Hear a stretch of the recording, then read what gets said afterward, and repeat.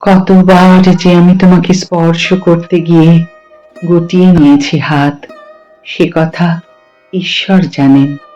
তোমাকে ভালোবাসার কথা বলতে গিয়েও কতবার যে আমি সে কথা বলিনি, সে কথা আমার ঈশ্বর জানেন। তোমার হাতের মৃদু কড়া নাড়ার শব্দ শুনে জেগে উঠবার জন্য দরজার সঙ্গে চুম্বকের মতো আমি গেঁথে রেখেছিলাম আমার কর্ণযুগল।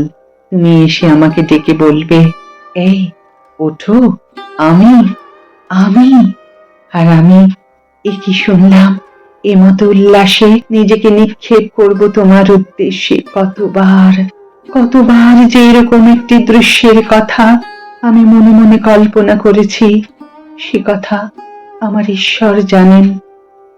আমার চুল পেকেছে তোমার জন্য, আমার গায়ে জ্বর এসেছে তোমার জন্য, আমার মৃত্যু হবে তোমার জন্য।